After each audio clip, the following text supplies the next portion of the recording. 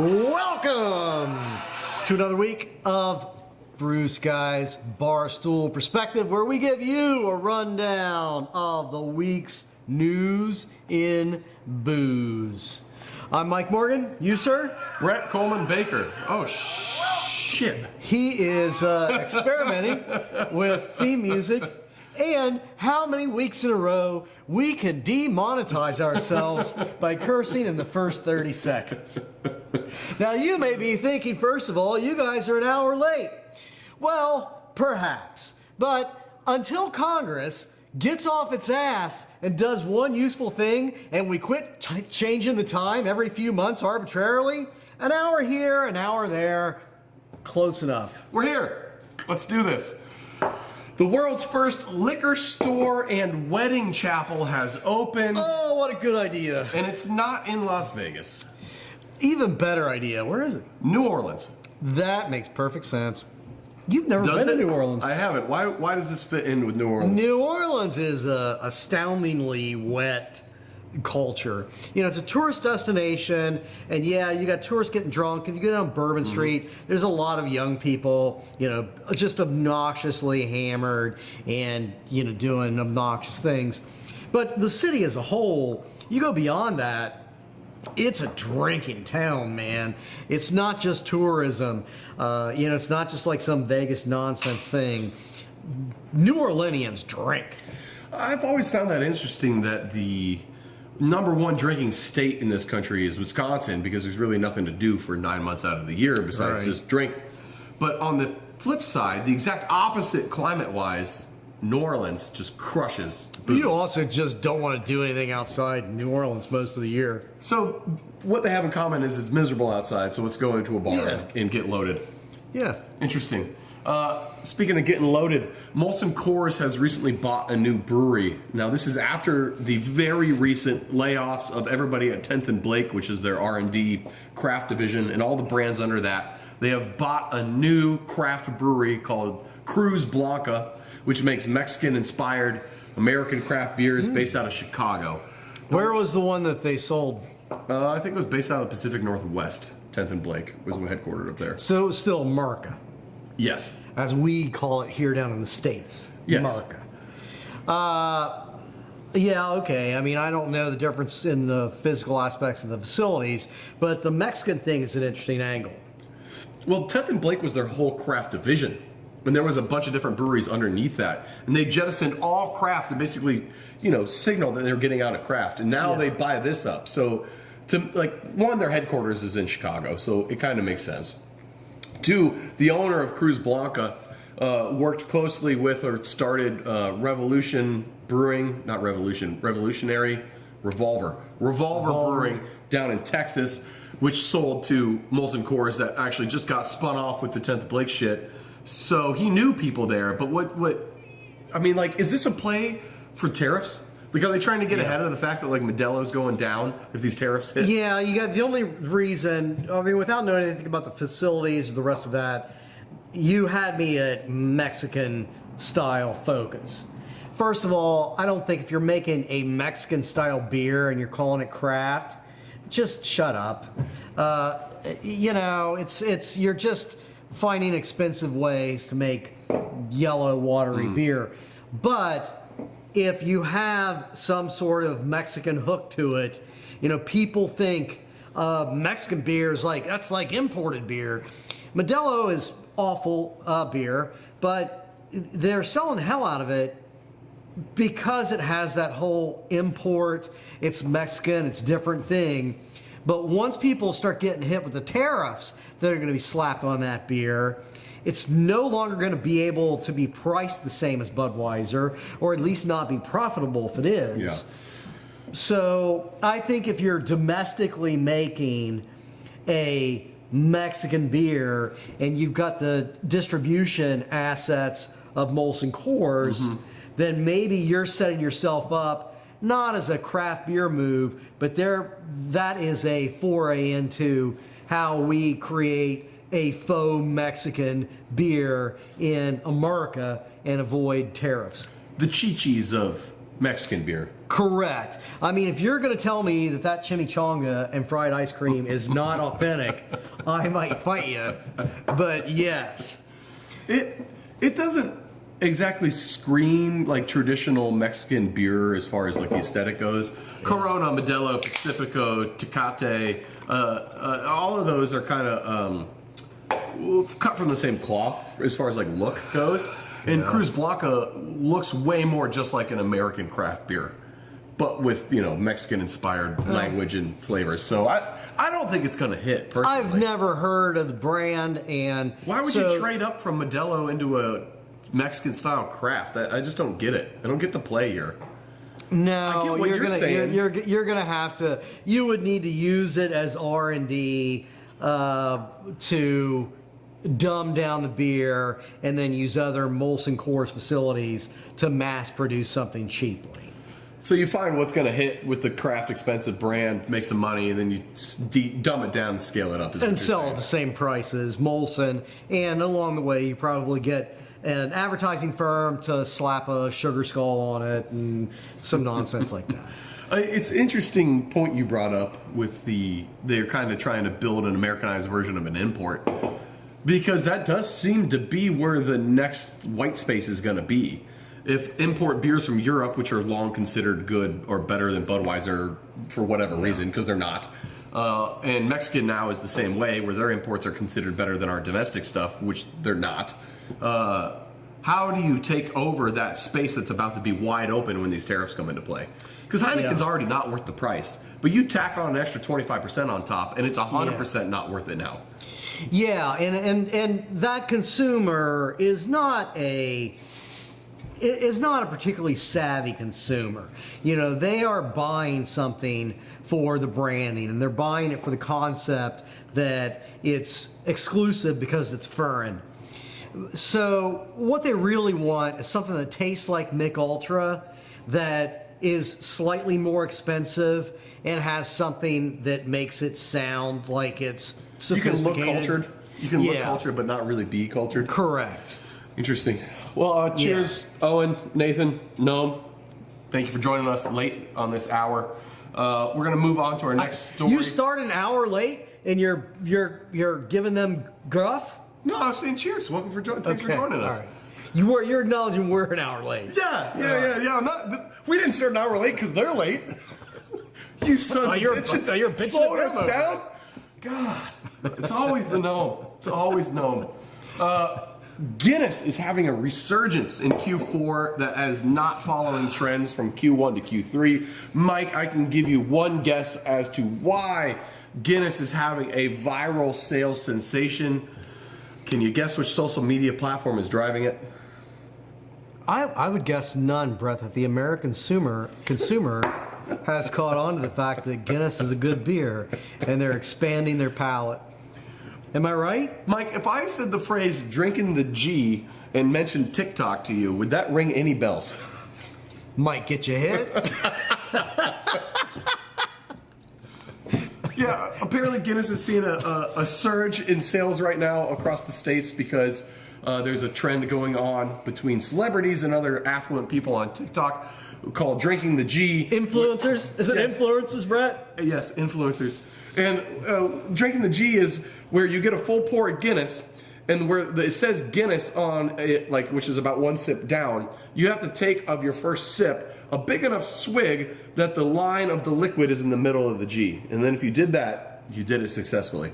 And that alone is why Guinness is doing well. That has driven how much? I don't actually have the data. Oh my God, I hate this country. But I mean, there was a whole New York Times article about how Guinness is surging here in Q4 because of this viral trend. God. First of all, let me say about Guinness. Guinness is amazing. It is the most flavorful low alcohol beer. Top 5. It might be the greatest beer ever created. I don't know if there's a better beer than Guinness in the history of the world that has been made. I mean, I'm not signing up for all of that, but that's fine beer. It's amazing. For what it is, it's amazing. Speaking of things that aren't amazing, Conor McGregor. Have you seen him in the news lately? Are you even familiar? I don't even know who he is. He's an Irish UFC dude, kind of scrappy, redheaded. If he's UFC, I would hope he's scrappy. That's going to be a very short career if he's not. Well, his career is over, and it's even more over now. He started the Proper 12 whiskey, Irish whiskey brand, and it's had some moderate success. He started Is that. it Irish? It is. It is. Yeah. And it's had moderate success here in the U.S. It's the third best-selling Irish whiskey in the USA right now. Well, it was 2 weeks ago. Well, what happened this week is that he was found liable for sexual assault in 2018, the same year he started this brand. Yeah. And he has been dropped from Proper 12 Whiskey, which he helped found. And Proper 12 Whiskey has been dropped from a lot of key accounts, and by all means, it's in a tailspin. The website's down now as well. So check it out. It has a sign-in on Does the this webpage. gentleman have dual United States citizenship? That's a good question. I don't know. If he does, there are cabinet positions that need to be filled in the White House, Brett. And being a drunk may disqualify you from them, but sexual assault here and there, that seems to boost you up on the roster. Are you saying he's got an attractive resume for the incoming He administration? absolutely might be able to run the Pentagon. He knows how to kick ass and commit sexual assault. So, yeah. Gnarly Gnome is calling us out here on the Guinness thing. What did I call it? Cutting the G or something? Stopping the G? I have quit giving a shit what you said right when you said it. Well, Gnarly Gnome says stop pretending. So it's splitting the G, I guess is what it's called. Right. Do you expect us to know? Do you really expect us to know? I think the more important thing is, why do you give a fuck, Gnome? Mike couldn't figure out how to print a PDF last week. He ain't figuring out a social media trend. I was proving I was a human. That's what it was. Captchas, failing captchas. Bourbon County brand stout released over our break, Thanksgiving. Mike, do you care? Does anyone care? Does it matter? No, and no. Next story. That was one of those brands. I've actually never had that beer, but I think it was wasn't it the first big bourbon barrel aged beer? And it's from who originally? Bell's or Still Bell's? No, Goose Island. That's Goose Island. Okay, yeah, that's right. Yeah, so I mean that came from when Goose Island was still independent, and when the concept of a really big ABV bourbon barrel aged beer, nobody was doing that. So it's one of those beers like Zombie Dust by Three Floyds out of Indiana that is still a good beer, but it's not. There used to be so much hype over it that it lived on that for a while. It was one of those beers, both of those, like Zombie Dust and that bourbon barrel one. Yeah. People would stand in line. They'd get in line halfway through the night because the beer was going on sale in the morning or whatever. Nobody's doing that anymore over a beer. Nobody gives a shit. You know how I knew we hit peak beer hype? It's when we had lines outside of our taproom door before release. I remember that. Yeah. Yeah. That's back when you were cool, Brett. I don't think that time ever happened or existed. Okay, speaking of things that are cool and hip and young, Gen Z is excited about retail sales. However, it's got to be fun. Baby boomers far prefer, and any generation older than Gen Z, far prefer a retail experience that's based on function, not necessarily fun. Gen Z wants some fun back in their function when they're shopping. Now, an example of this is a wine store out in California that has had a lot of success with the younger crowd, where if you're buying at least 6 bottles of wine at once of a minimum $30 value per bottle of wine, you have a small chance on checkout of getting free upgrades to half your bottles of wine to be $50 bottles of wine instead of $30. And that type of experience is attracting Gen Z. Now, I want to couple that. Do you have any thoughts on that before I add more information that's going to make your eyes fall out of your head? I mean, first of all, I think we could just yada yada all my hate. But That's what that's very good of you. That is moving on up. what I will try to say in some small defense is that the retail experience did used to be largely about the experience, right? I mean, there was a lot of work and time and money and research that went into aesthetics of retail spaces and how you interacted through those retail spaces. We started to lose a lot of that. You know, the focus was on price, etc., and the retail experience just started ebbing off more and more and became more and more about, hey, do you want our store credit card? Do you want our store credit card?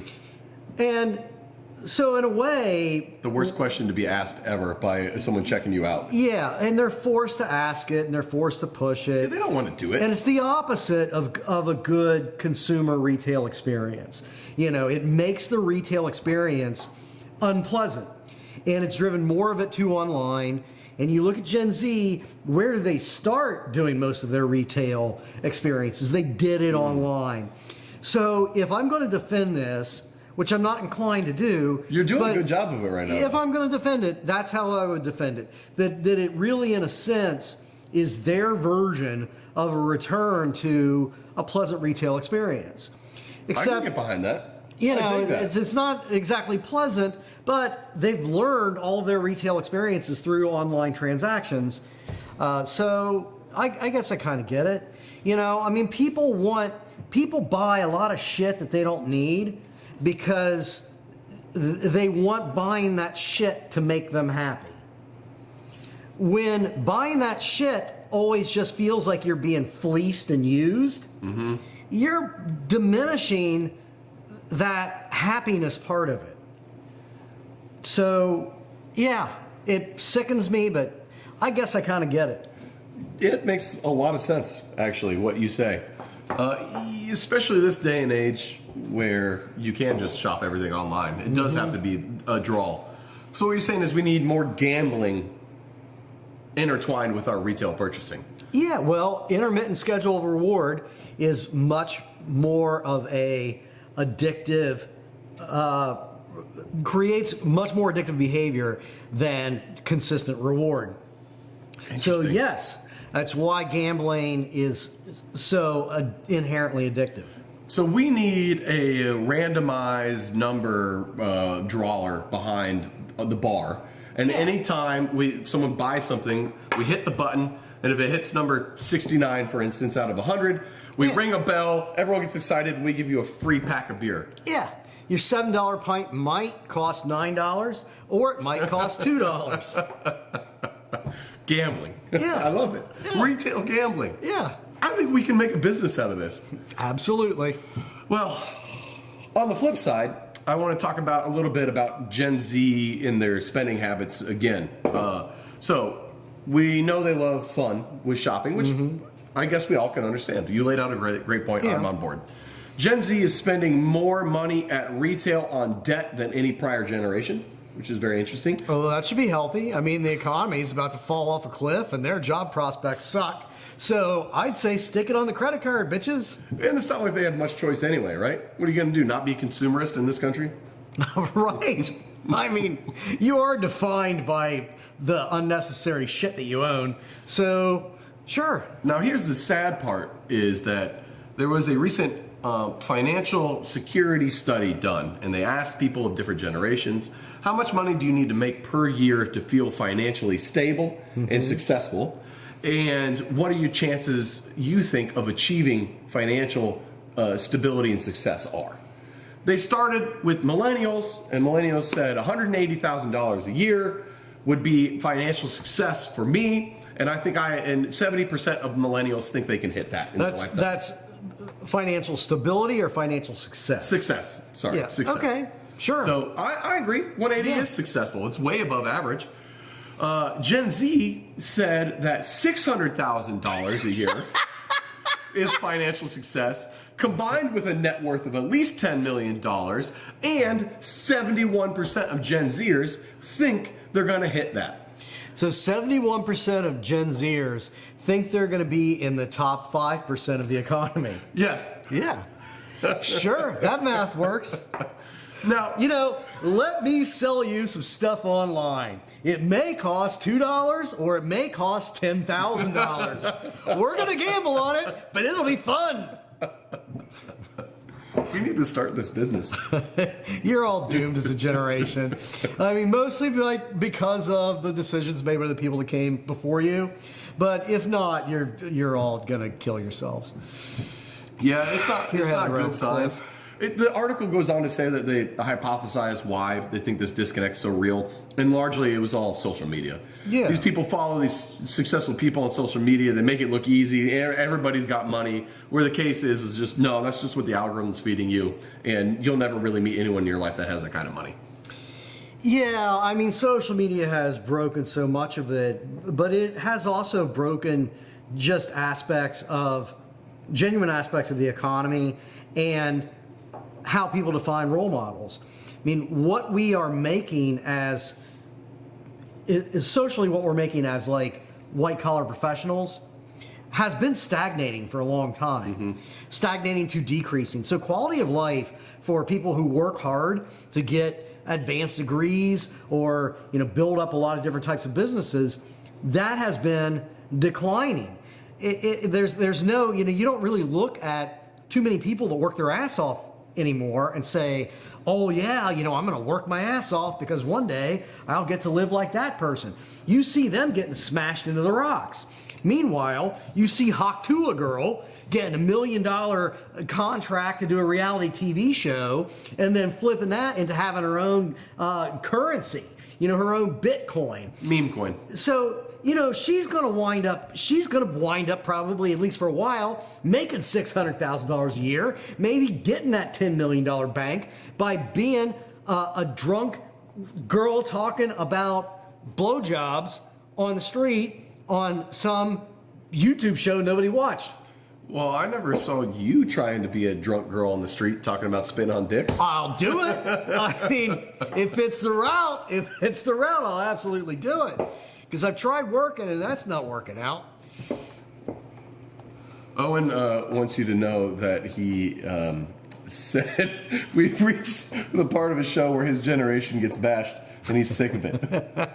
Well, Owen, we want you to know that it's not your fault, and the systems that are in place basically set you guys all up to fail, and it just sucks. And you have, if anything, a mountain ahead of you that you have to overcome, where the prior generations had smaller and smaller hills, to where you could even argue the baby boomers had a downhill race.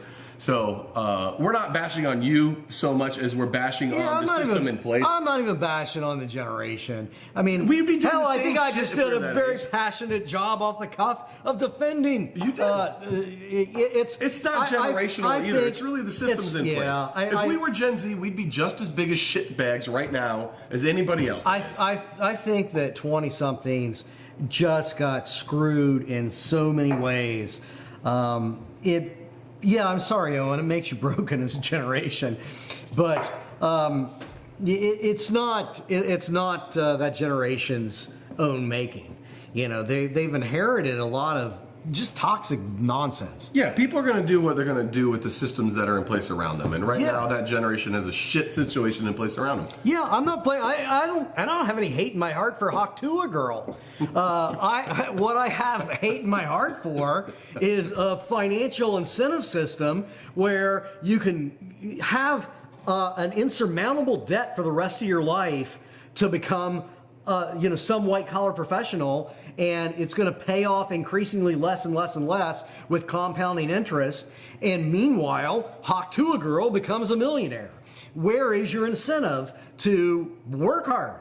Where is your incentive to invent things or invest in yourself? Invest in yourself, or I mean, she was incentivized to create a shitcoin crypto scam. Yeah, it was 100% a pump and dump. Yes, and it worked.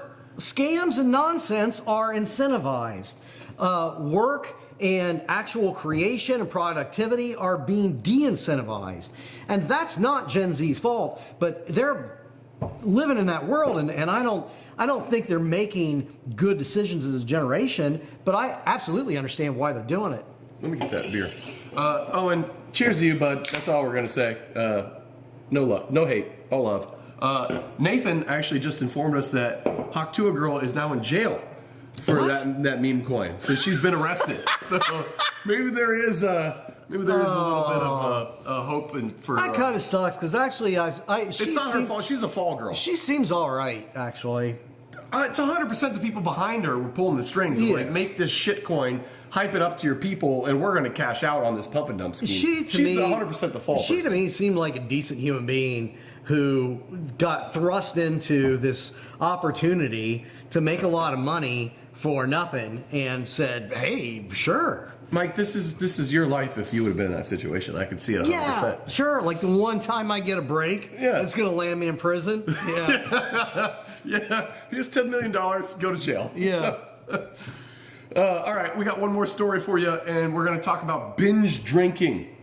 Binge drinking rates among young adults now equal those of middle-aged adults. And that's for two reasons. One, young adults are binge drinking less, and two, middle-aged people are binge drinking more. That shocks me. Now, there's some interesting research that's coming around the binge drinking stuff, and by interesting, I mean very common sense, but I'm going to lay it out for you, and we're going to dissect. So, binge drinking is having 4 or 5 drinks within a 2-hour time frame. Now, what they're saying is... How many? 4 or 5 drinks in a 2-hour time frame. Or what I would call normal drinking. 2 beers an hour is pretty standard, right? Yeah. I mean, especially if it's like these. 2 beers an hour? It's going to be warm by the time you get to that half hour. I'm even applying myself. Now, there's a new type of drinking that's been announced, and it's called high-intensity drinking. Oh, sign me up! And this is time independent, but it's anytime you've had 10 or more drinks in a row. It's like counting like all day. Sure. Or like on a Friday where I start at lunch. Well, Mike, you'll be pleased to know that the experts at Harvard have determined that if you high-intensity drink and or binge drink, you have a higher likelihood of blacking out. What? You mean if I get shit-faced drunk all day long, I have a higher probability of blacking out? Yes. Thank God somebody funded that Harvard study. And if you are a high-intensity drinker, meaning you have 10 or more drinks in a row within the past 12 months, so you only have to do it once in 12 months, you have a higher likelihood of potentially having alcohol-related problems. So if you drink more, you might have alcohol-related problems. Shocker. Dear Yale, you're falling behind. Brett and me and Hawktua Girl would like to propose a study in which we determine whether or not getting drunk all day makes you more or less likely to say stupid and offensive shit by, say, 11 p.m.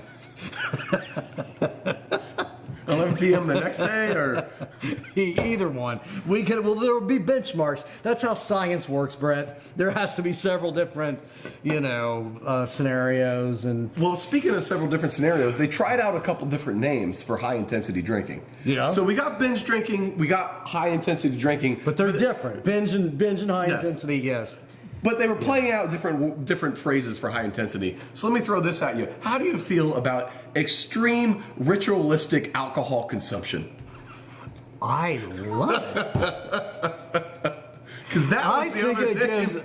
I think it gives what I do on the reg a spiritual. Right? Yes. Yeah. This is a ritual. Yeah.